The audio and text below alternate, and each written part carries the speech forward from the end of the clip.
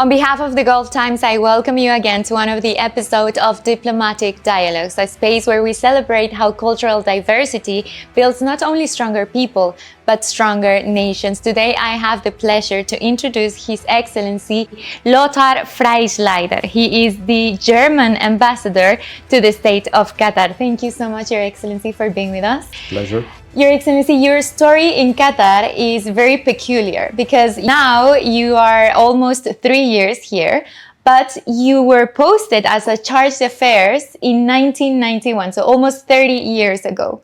How has been this experience and how has been the change from your eyes of what is Qatar right now? Tremendously. Not only I changed in the last 34 years, but also Qatar and Doha have changed very much. 1991 was my first assignment to Doha, and I stayed at the Sheraton Hotel, very near to us here. At the time, the only existing hotel in the area. And of course, in the last decades, many things have changed, and the development of Qatar is admirable. And how has been these 3 last years as ambassador for you here? The last 2 years, as I have been ambassador to Doha, has been an exciting time and very enriching years. I've been enjoying my last posting before retirement, and so the last post brought me, so to say, back to Doha. The Gulf region is thriving, and particularly in Doha, a lot of things are happening politically, economically, culturally, in terms of sports, of course. It's fascinating to see that firsthand. And as a European ambassador in Qatar, which is your favorite thing about living here? If you travel the world, you realize it's not everywhere safe. But here in Doha, it is a safe spot. It's a safe country, and the people are really open-minded, and they are open and curious for new developments, and this I like very much. Passing to the diplomatic sector, what are the embassy's main priorities here in Qatar and during the tenure? Qatar and Germany have strong bonds in many different ways. In terms of our economies, Qatar and Germany have excellent trade relations, in particular in key sectors like energy, logistics, infrastructure, technology, and manufacturing. During the last decade, Qatar has undertaken major investments in Germany, and the German economy is highly export-oriented, and made in Germany is selling particularly well in the Gulf states. And maintaining and, of course, advancing our long-standing, devoted and trustworthy business relationship with Qatar is for sure one of the priorities of the German embassy here in Doha, together with our partners of the German Chamber, of the German Mittelstand, which is the office of the small and medium-sized businesses of Germany. Your Excellency, how many German nationals live in Qatar right now? That's difficult to say because there is no obligation for Germans to register, but we estimate about 2,200, 2,300 citizens of Germany are living here. And they are working mainly in the hospitality sector, but also as professors, academics, and doctors here in Doha. Do you foresee that this number will increase with time? I don't foresee anything. You never know. It can increase, it can decrease. So for the moment, it's stable. And in these priorities, Your Excellency, do you have an event planned soon? Yeah. During my tenure, the embassy also started developing our relations with Qatar in the area of climate change, which is very important to all of the world. We were official partner of the Qatar National Dialogue on Climate Change last year, and inaugurated the Doha Climate Talks, a tool initiated by the German Foreign Office and designed for the German embassies abroad to partner with local entities to provide a platform for cooperation, exchange, and dialogue. Okay. And our third Doha Climate Talk, in partnership with the Arab Youth Climate Movement Qatar, and with the support of Michere Properties, is taking place on June 1st. June 1st, 2025. That's correct. Your Excellency, which areas of cooperation do you see the most promising between both countries?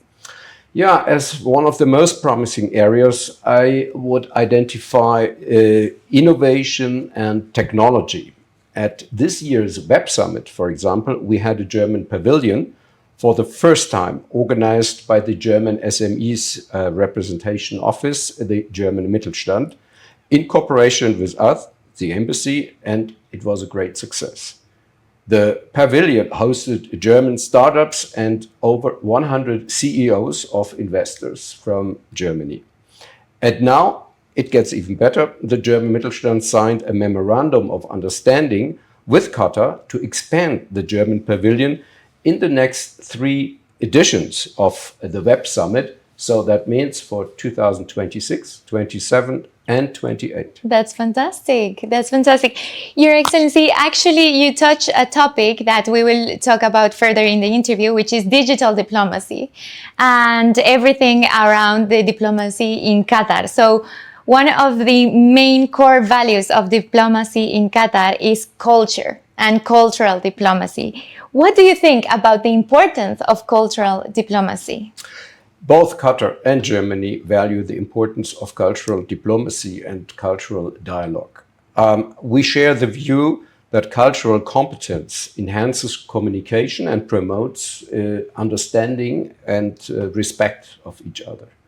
Therefore, we take every opportunity to showcase our culture and art and participate in cultural events such as the EU Jazz Festival in Qatar or the EU Youth Short Film Festival. There are also a number of joint projects between German universities and Qatari research institutions.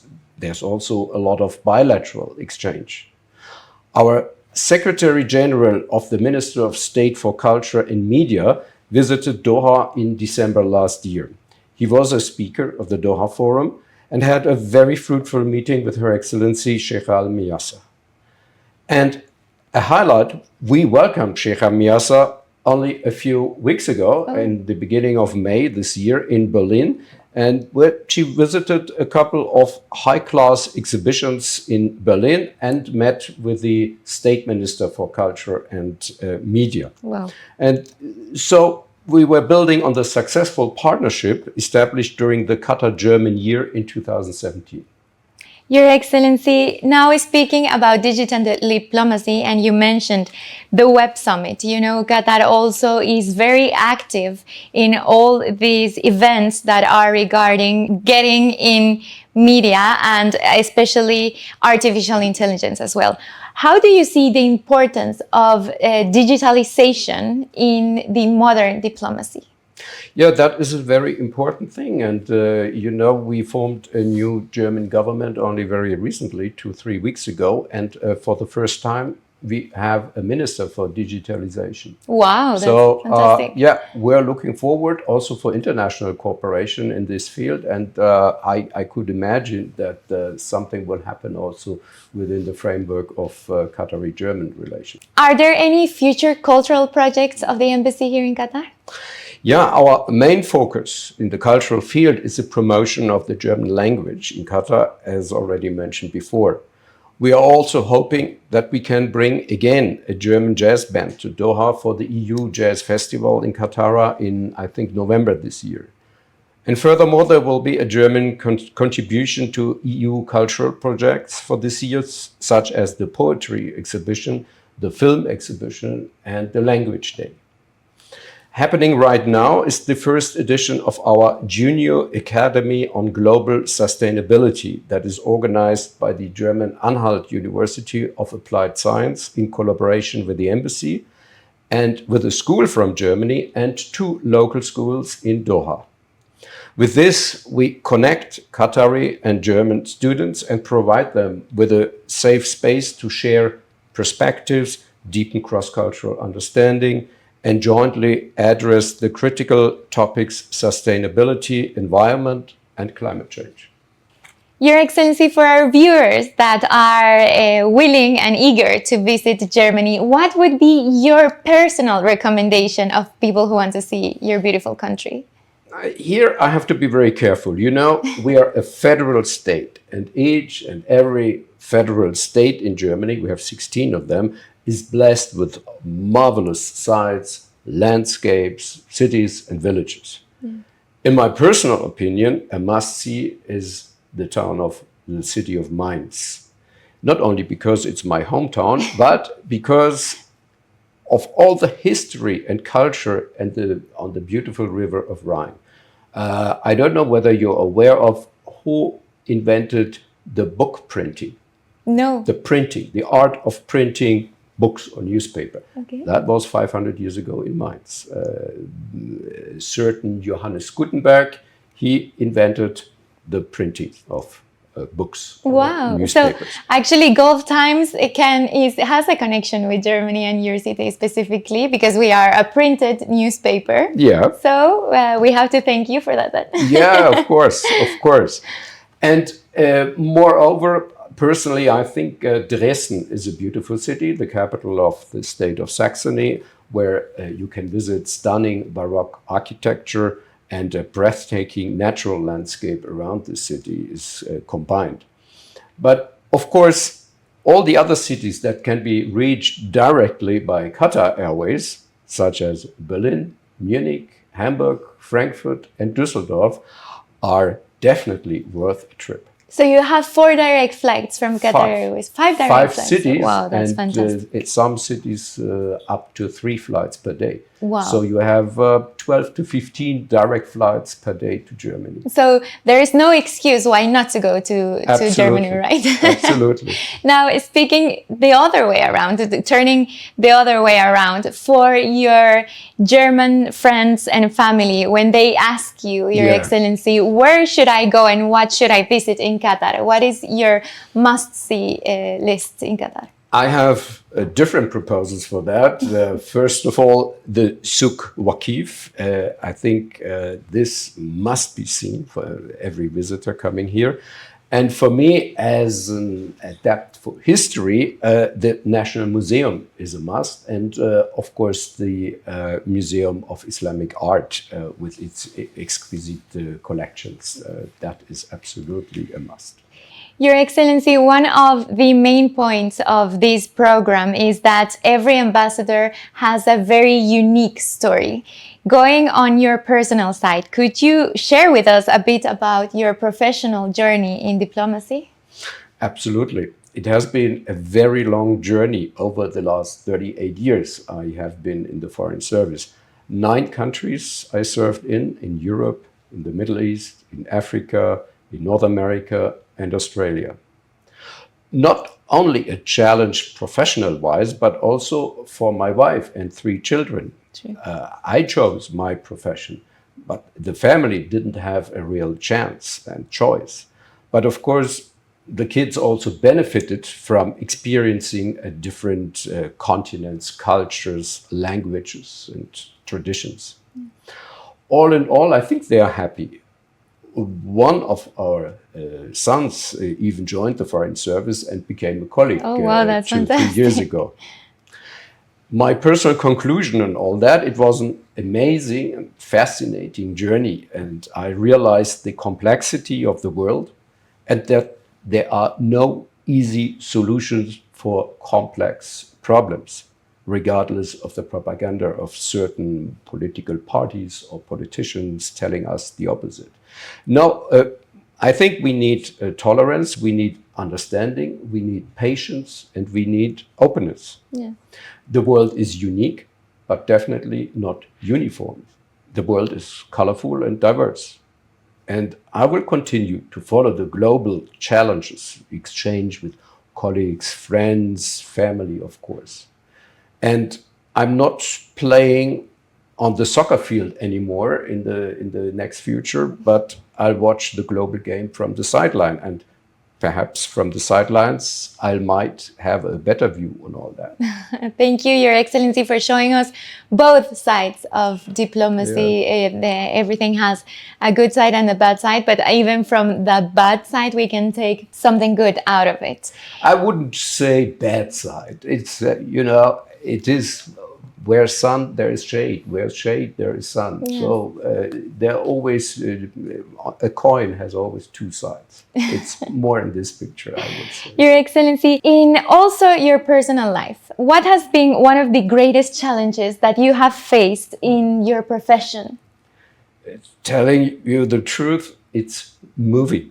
Packing and unpacking your whole life every 3 years in average.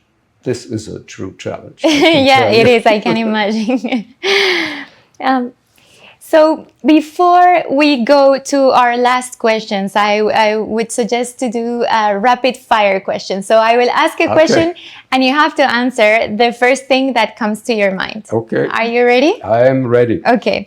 So what is your favorite place to spend an afternoon in Qatar? A stroll through Souk Waqif. And your favorite place to spend an afternoon in Germany? In the garden of my house. Do you have a favorite Qatari dish? Ali. I'm aware that this is originally an Egyptian dish, but I always connected with experience here in Qatar. No, for sure. And it's something that is very arranged to Qatari culture, the Ali. And they say the favorite one is from Sheraton. What do you think? I tasted it in so different places. I like it. Definitely also from Sheraton. Which one is your favorite German dish? Oh, there are many. I would say lentil stew. That's very nice. Or the famous potato salad with Frankfurt sausages. Oh, that's amazing.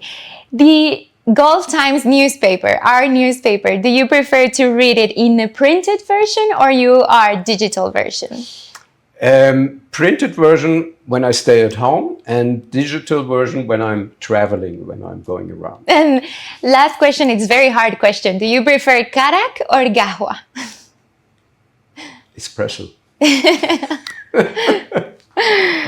Okay, so moving to the final questions, what would be your advice that you would give to all these young people, not only young diplomats, but for the young people that are starting right now in their professional path and they see you, they admire you, they want to have a career like yours? What would be the advice to these people? Yeah, as a diplomat, you will live in different countries and cultures, different parts of the world, and you always have to immerse yourself into a country. And that is fascinating and, in my opinion, the best job you could have in the world. But as I said before, moving around and being away from home for a couple of years can also be very challenging. And if not for yourself, then for your family. And you really want to, you really have to want this, and otherwise it won't be enjoyable for you. So as I mentioned a moment ago, my son joined the Foreign Service 3 years ago, and I did not give him advice to do so. Okay. He carefully observed our life in the family. He observed maybe his father. And I told him, you haven't to follow my professional path. If you're thinking about it, it's up to you. And you know the diplomatic life. And if you have any further questions, ask me. And that was the way, and that was my advice. Everybody has to make his or her own decision. Maybe then, like they say here, inshallah, we can see your son as a diplomatic here in Qatar. We never know. You never know. That might happen. Last but not least, what message would you give to the German nationals that are living here in Qatar? Go through the world with an open mind and with an open heart. Amazing. Thank you so much, Your Excellency, for your time. You're most welcome. And I hope to see you soon here back in Qatar and to keep on learning from you. Thank you so much. You're most welcome. Thank you. Thank you.